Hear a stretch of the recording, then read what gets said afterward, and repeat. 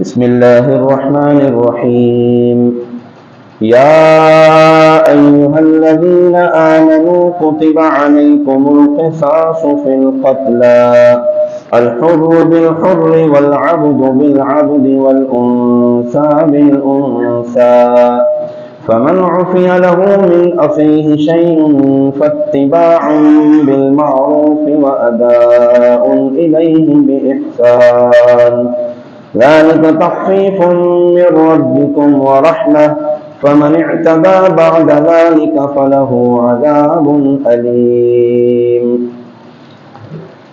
اے ایمان والو، تم پر مقتولوں کے خون کا بدلہ لینا فرض کر دیا گیا، آزاد کے بدلے آزاد اور غلام کے بدلے غلام اور عورت کے بدلے عورت۔ تو جس کے لیے اس کے بھائی کی طرف سے کچھ معافی دے دی جائے تو اچھے طریقے سے مطالبہ ہو اور وارث کو اچھے طریقے سے ادائیگی ہو، یہ تمہارے رب کی طرف سے آسانی اور رحمت ہے۔ تو اس کے بعد جو زیادتی کرے اس کے لیے دردناک عذاب ہے۔ یہ آیت مبارکہ اوس اور خزرج کے بارے میں نازل ہوئی۔ ان میں سے ایک قبیلہ دوسرے قبیلے سے قوت میں، تعداد میں، مال و شرف میں زیادہ تھا اور دوسرا قبیلہ کمزور تھا۔ اس طاقتور قبیلے نے قسم کھائی تھی کہ وہ اپنے غلام کے بدلے میں دوسرے قبیلے کے آزاد مرد کو قتل کرے گا اور عورت کے بدلے میں دوسرے قبیلے کے مرد کو قتل کرے گا، اور ایک مرد کے بدلے میں دوسرے قبیلے کے 2 مردوں کو قتل کرے گا۔ اس نے قسم اٹھا رکھی تھی۔ تو زمانہ جاہلیت میں لوگ اس قسم کی زیادتیاں کیا کرتے تھے۔ عہد اسلام میں، اسلام کا زمانہ، اسلام کا دورہ ہوا تو یہ معاملہ حضور پرنور صلی اللہ علیہ وسلم کی خدمت میں پیش ہوا تو یہ آیت مبارکہ نازل ہوئی اور عدل اور مساوات کا حکم دیا گیا، عدل و انصاف قائم کرنے کا اس معاملے میں بھی حکم دیا، اور اس پر پھر یہ دونوں قبیلے کے لوگ راضی ہو گئے کہ اب جو قرآنی فیصلہ ہے ہم اس پر عمل کریں گے۔ قرآن کریم میں قصاص کا مسئلہ بہت ساری آیات سے ثابت ہے، لیکن اس آیت مبارکہ میں خصوصیت کے ساتھ قصاص کا مسئلہ بھی ذکر ہے اور اس کے ساتھ معاف کرنے کا معاملہ بھی ذکر ہے۔ تو اللہ تعالیٰ کا کہ اس احسان کا بیان ہے کہ اس نے اپنے بندوں کو قصاص کا بھی اختیار دیا اور معافی کا بھی اختیار دیا ہے۔ تو اس آیت مبارکہ اور اس کے شان نزول سے اسلام کی نظر میں انسان کے خون کی اہمیت کا پتہ چلتا ہے کہ انسان کا خون کتنا قیمتی ہے اور کتنا اہم ہے، کہ اگر ایک بندہ جان بوجھ کر کسی کو قتل کرتا ہے تو اس مقتول کے ورثاء اپنے مقتول کے بدلے میں اس قاتل کے قصاص کا مطالبہ کریں، یا پھر یہ ہے کہ مقتول کے ورثاء اس کو معاف کر دیں، جس کی وضاحت آگے آتی ہے۔ تو ایک انسان کی جان اتنی قیمتی ہے کہ اگر وہ قتل ہو جائے تو اس کے بدلے میں قاتل کو قتل کیا جائے تاکہ اس کا بدلہ ہو اور اس سے جرائم میں کمی واقع ہو۔ اگر مقتول یعنی بندہ مر جاتا ہے اور قاتل سے قصاص کا مطالبہ نہیں کیا جاتا تو پھر وہاں جرائم بہت زیادہ پیدا ہوتے ہیں۔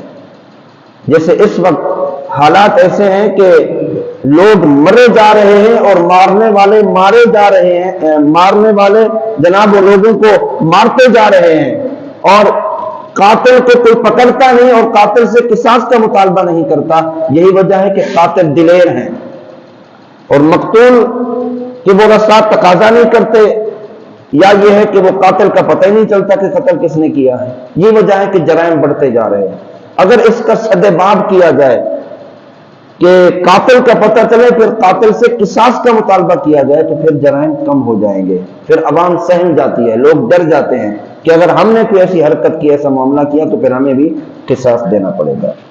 تو خلاصہ کلام یہ ہے کہ قتل عمد کی صورت میں قاتل پر قصاص واجب ہے، خواہ اس نے آزاد کو قتل کیا ہو یا غلام کو قتل کیا ہو، مرد کو قتل کیا ہو یا عورت کو قتل کیا ہو، کیونکہ آیت میں قتلہ کا لفظ یہ قتیل کی جمع ہے، یعنی تمام میں سے جس کو بھی قتل کرے گا اس کا قصاص اس کو دینا ہوگا۔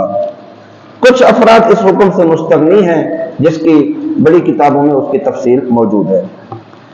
اس آیت مبارکہ میں یہ بتایا گیا کہ جو قتل کرے گا وہی قتل کیا جائے گا، یہ نہیں کہ قتل تو باپ کرے اس کا قصاص بیٹا بھرے، مارنے والا باپ ہو قصاص کے طور پر بیٹے کو قتل کیا جائے، اس کی شریعت اجازت نہیں دیتی۔ جس نے قتل کیا ہے بدلے میں اسی کو قتل کیا جائے گا، اسی سے قصاص لیا جائے گا۔ جس طرح زمانے جاہلیت میں راج تھا کہ آزاد بندہ قتل ہوتا تو اس کے بدلے غلام کو قتل کر دیا کرتے تھے، اور عورت قتل ہوتی تو اس کے بدلے میں مرد کو قتل کر دیا جاتا، یا کوئی مالدار قتل کرتا تو اس کے بدلے میں کمزور کو قتل کر دیا جاتا تھا۔ تو یہ زمانے جاہلیت کے رواج تھے۔ تو قرآن نے کہا کہ نہیں، جاہلیت کا دور نہیں ہوگا بلکہ اب اسلام کا دور ہوگا۔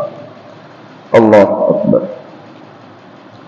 اور زمانے جاہلیت میں یہی معاملہ اتنا عروج پکڑ گیا کہ بعض اوقات قصاص کے بدلے میں اتنی لڑائی ہوتی کہ ایک بندے کے مرنے کی وجہ سے دوسرے قبیلے کے بہت سارے لوگ مر جاتے، جھگڑے کی وجہ سے، لڑائی کی وجہ سے، تعداد کے بڑھنے کی وجہ سے۔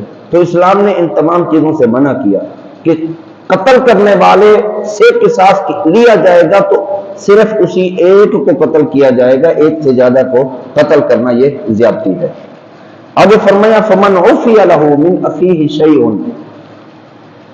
تو جس کے لیے اس کے بھائی کی طرف سے کچھ معافی دے دی جائے۔ اس کا معنی یہ ہے کہ جس قاتل کو مقتول کے ورثاء معاف کر دیں، قاتل کو قتل کے بدلے میں اس کو معاف کر دے، جیسے مال کے بدلے معاف کر دینا، یعنی کچھ دیت لے لینا، دیت کے بدلے میں اس کو معاف کر دینا۔ تو یہاں قاتل اور مقتول کے ورثاء دونوں اچھا طریقہ اختیار کریں۔ جو مقتول کے ورثاء ہیں وہ بھی اچھے انداز سے مطالبہ کریں کیونکہ ان کا بندہ قتل ہو گیا ہے، اور یہاں شدت اور سختی نہ دکھائیں، مطالبہ اچھے طریقے سے کریں۔ اور قاتل کے لیے بھی فرمایا گیا کہ قاتل کو معاف کر رہے ہیں تو اس کے بدلے میں یہ بھی اچھا طریقہ اختیار کرے، یعنی اس معافی کا معاوضہ اچھا ادا کرے تاکہ ان کے دلوں سے غم دور ہو اور ان کا جو صدمہ ہے وہ ٹھنڈا ہو۔ اور یہاں قرآن پاک کی بڑی پیاری بات اور آج کے اس دور کے لیے بہت بڑی نصیحت ہے، وہ یہ کہ قاتل اور مقتول کو قرآن نے اخی کہا، اپنا بھائی کہا ہے، کہ جب وہ مقتول کے ورثاء قاتل سے مطالبہ کریں تو دونوں بھائی آپس میں معاملہ اچھا کریں۔ ارے وہاں تو قتل ہوا ہے، لیکن قرآن کہہ رہا ہے کہ بھائی سے اچھا مطالبہ کریں، یعنی قرآن یہ درس دے رہا ہے قتل کرنا اگرچہ بہت بڑا گناہ ہے، قتل کرنا اگرچہ بہت بڑا گناہ ہے، لیکن اس کے مقابلے میں ایمانی بھائی چارہ ختم نہیں ہونا چاہیے۔ قتل کرنا بہت بڑا جرم، بہت بڑا گناہ ہے، لیکن ایمانی بھائی چارہ ختم نہیں ہونا چاہیے۔ یہاں تو ہمارے ہاں دو بھائیوں میں اختلاف ہو جائے تو بھائی دوسرے بھائی کو بھائی تسلیم نہیں کرتا، بہن بھائی میں اختلاف ہو جائے تو ساری زندگی ایک دوسرے کی شکل دیکھنا گوارا نہیں کرتے۔ قرآن کا فیصلہ دیکھیں، قرآن کا جناب طرز عمل دیکھیں کہ قتل کا معاملہ ہے، بندہ قتل ہو گیا لیکن قرآن کہہ رہا ہے بھائی چارہ تمہارا ختم نہیں ہونا چاہیے۔ تو اس سے ہمارے لیے نصیحت ہے، ہمارے لیے درس ہے، چھوٹی موٹی الجھنوں پر تعلقات ختم نہ کیا کرے، چھوٹے موٹے جھگڑوں پر، چھوٹی موٹی ناراضگیوں پر رشتہ داریاں اور برادریاں ختم نہ کر دیا کریں، ایمانی بھائی چارہ قائم رہنا چاہیے۔ اور یہاں پر خارجیوں کے مذہب کی تردید بھی ہے۔ خارجیوں کا عقیدہ یہ ہے کہ جو گناہ کبیرہ کا مرتکب ہو وہ کافر ہے، لیکن اہل سنت کا عقیدہ یہ ہے کہ گناہ کبیرہ کے مرتکب شخص کو فاسق تو کہہ سکتے ہیں لیکن کافر کہنے کا حق نہیں ہے۔ یہاں پر قصاص کے متعلق دو اہم مسئلے، مقتول کے ولی کو اختیار ہے کہ خواہ قاتل کو بغیر کچھ مال لیے معاف کر دے، اس کا بھی اختیار ہے، یا یہ ہے کہ اس کے بدلے میں کچھ مال کا تقاضا کرے، کچھ مال لے لے اور پھر اس کو معاف کر دے۔ تو جب اس نے مال کا مطالبہ کر لیا اور معافی دینے کی بات کر دی تو اب قصاص والا جو حکم ہے وہ اس سے ساقط ہو گیا، یعنی اب یعنی معاف کر رہا ہے تو مال بھی لے لے اور کہیں میں قتل بھی کروں گا، یہ پھر زیادتی ہوگی۔ جب مال پر راضی ہو گئے تو اب قصاص والا حکم اس سے ساقط ہو جائے گا۔ اور دوسری بات، اگر مال پر سلو کر لیں، قصاص تو ساقط ہوگا لیکن مال دینا اس پر واجب ہوگا۔ فمن اعتدی بعد ذلک، تو جو اس کے بعد زیادتی کرے، یعنی دستور جاہلیت کے مطابق غیر قاتل کو قتل کر دینا یا دیت قبول کرنے اور معاف کر دینے کے بعد بھی اس کا پیچھا کرنا کہ ہم تو اس کو مار کے ہی رہیں گے، اگرچہ فیصلہ ہو گیا کہ بھئی معاف کر دیا، اس کے بدلے میں مال لے لیا، اس کے باوجود بھی مقتول کے وہ سامنے سے اس بندے کا پیچھا کرتے رہیں کہ ہم تو اس کو مار کے ہی رہیں گے۔ اب قرآن کہہ رہا ہے جو ایسا کرے گا وہ زیادتی کرنے والا ہے۔ جو فیصلہ فریقین کے مابین ہو گیا، اب قرآن کے مطابق اس فیصلے پر راضی رہنا ہوگا اور اسی فیصلے کو تسلیم کرنا ہوگا۔ وَلَكُمْ فِي الْقِصَاصِ حَيَاةٌ يَا أُولِي الْأَلْبَابِ لَعَلَّكُمْ تَتَّقُونَ، اور اے عقل مندو، خون کا بدلہ لینے میں تمہاری زندگی ہے تاکہ تم بچو۔ قصاص میں قوموں کی اور لوگوں کی حیات بیان کی گئی۔ جس قوم میں ظالم کی پردہ پوشی ہو اور ظالم کی حمایت کی جائے تو وہ قومیں تباہ و برباد ہو جایا کرتی ہیں۔ لوگ ظالم کے ساتھ کھڑے ہوں، مظلوم کا ساتھ دینے والا کوئی نہ ہو، حمایت ظالم کی کر رہے ہوں، مظلوم کے ساتھ کھڑے ہونے والا کوئی نہ ہو، تو وہ قوم تباہ و برباد ہو جایا کرتی ہے۔ اور جہاں پر ظالم اور مجرم کو سزا دی جائے تو وہاں جرائم خود بخود کم ہو جاتے ہیں۔ ایک محلے سے لے کر عالمی سطح پر جن ممالک میں آج بھی یہ قوانین قائم ہیں کہ جو جرم کرے گا شریعام اس کو سزا دی جائے گی، تو وہاں لوگ جرم کا سوچتے ہوئے بھی گھبراتے ہیں۔ اور جہاں پر مجرم کو ڈھیل دی جائے، ظالم کو چھوڑ دیا جائے، تو وہاں جرائم خود بخود بڑھتے ہیں اور مزید جرائم میں اضافہ ہوتا ہے۔